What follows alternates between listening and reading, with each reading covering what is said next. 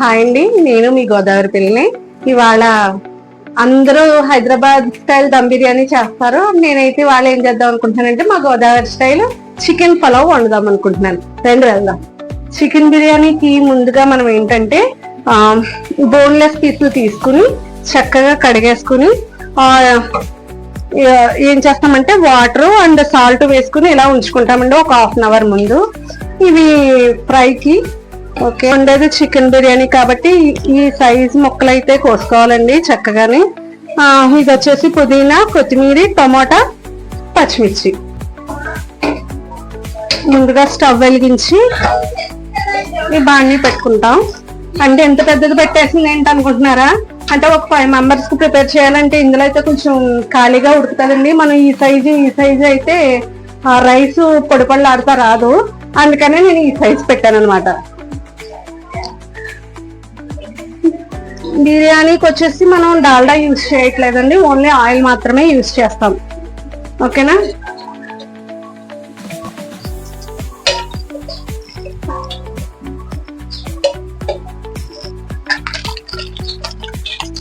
వేస్తానే ముందుగా మనం బిర్యానీ ఆకు వేసుకుంటామండి. ఆయిల్ కాగిన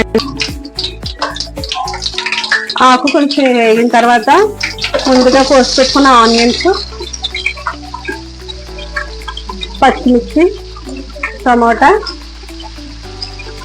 కొంచెం కొత్తిమీర, కొంచెం పుదీనా,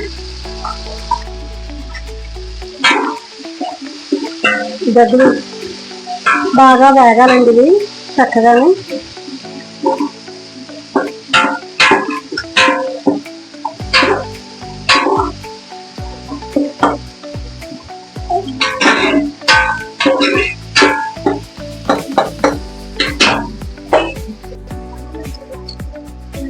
ఇలా బాగా వేగాలండి.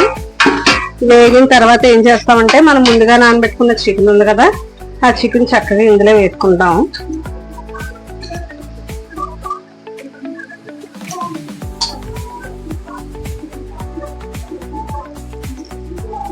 చికెన్ వేసుకున్న తర్వాత ఏంటంటే తగిన అల్లం వెల్లుల్లి పేస్ట్ వేసుకుంటాం.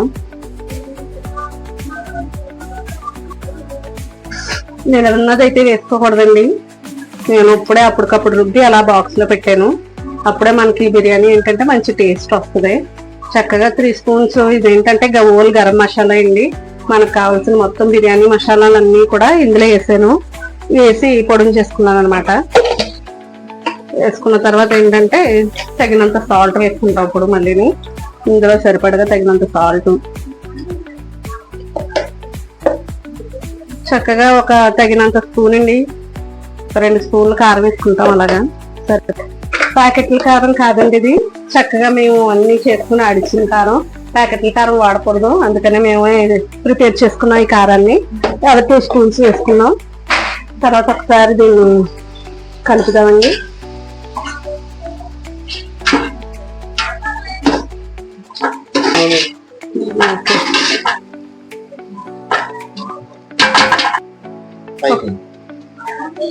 ఒక కప్పుడు పెరిగేస్తున్నానండి. ఈ పెరుగు ఎందుకంటే ఈ ముక్క పీస్ ఏంటంటే చాలా విడివిడిగా రావడానికి, అండ్ ఏంటంటే బిర్యానీకి టేస్ట్ కోసం కూడా మనం ఈ పెరుగు వేసుకుంటాం. పెరుగు వేసుకున్న తర్వాత చక్కగా కలయబెట్టి బాగా ఏంటంటే పెరుగులో ఇది బాగా తీసి బాగా ఉడకాలండి. నూనె తేలే వరకు ఉడికించాలి. ఒకసారి కలిపేసి మూత పెట్టేస్తున్నానండి. ఉడికిన తర్వాత నూనె తేలిన తర్వాత అప్పుడు హాయింది ఒక 5 నిమిషాల తర్వాత మళ్ళీ చూసుకోవాలి. ఎందుకంటే అది వేగిందో లేదో, నూనె పైకి తేలిందో లేదో మనం చూసుకోకపోతే అడుగంటేసే ప్రమాదం ఉంది. ఇంకా లేదండి, ఇంకా అవ్వాలి. ఇది ఇంకా బాగా నూనె తేలే వరకు వేగాలి. ఈసారి తీసి చూద్దామండి. సరిపడగా కరెక్ట్గా వచ్చిందండి, నూనె తేలుతుంది. ఈ కన్సిస్టెన్సీలో వచ్చింది. ఇప్పుడు మనం ఏం చేస్తామంటే దీనికి మనం ఎంతైతే రైస్ తీసుకున్నా రైస్ వేసేసుకుంటాం. ఇందులోని కడగాల్సిన అవసరం లేదండి, బిర్యానీకి కదా, రైస్ ఏం కడగాల్సిన అవసరం లేదు. వేసేసుకుని ఒకసారి కలుపుకుందాం బాగానే. బిర్యానీ అదే మొత్తం రైస్ అంతటికి పట్టిలా కలపడండి ఈ మసాలా మొత్తం.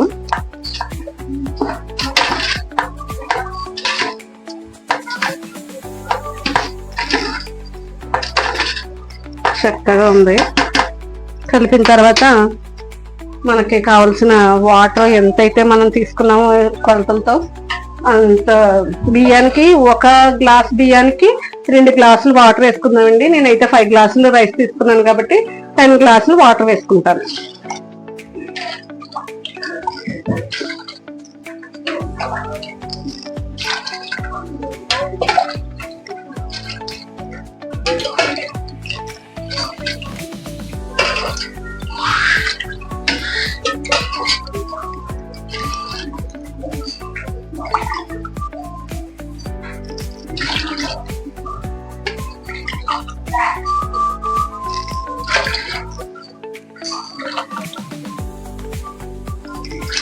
కరెక్ట్గా 10 గ్లాసులు వాటర్ వేసానండి. ఇప్పుడు ఏం చేస్తామంటే ఒకసారి కలుపుకొని మనకి సాల్ట్ కరెక్ట్గా సరిపోయిందో లేదో చూసుకుని, సరిపోకపోతే సరిపడినంత సాల్ట్ వేసుకుంటాం. టేస్ట్ చూద్దామండి. నాకైతే సాల్ట్ సరిపోలేదు, ఇంకొంచెం పడుతుంది, ఒక 2 స్పూన్స్.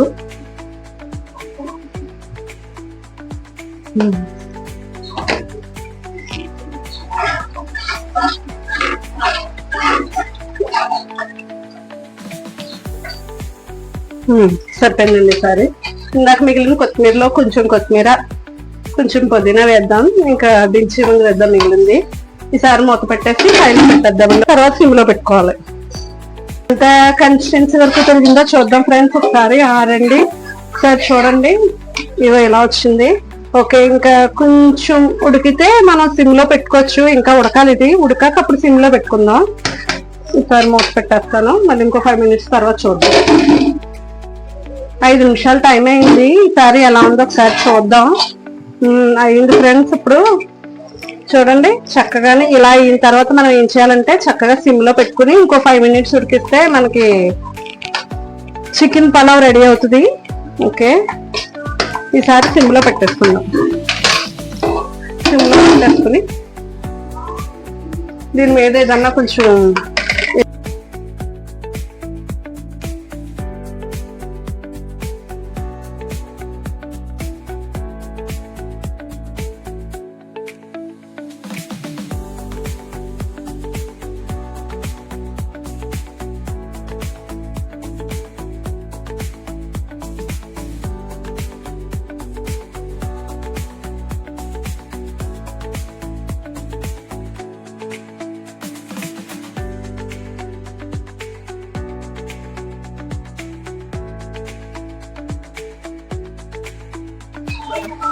మన చికెన్ పలావ్ రెడీ అయింది.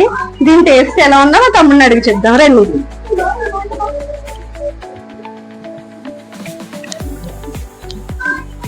తమ్ముడు, దీని టేస్ట్ ఎలా ఉందో చూసి చెప్పు.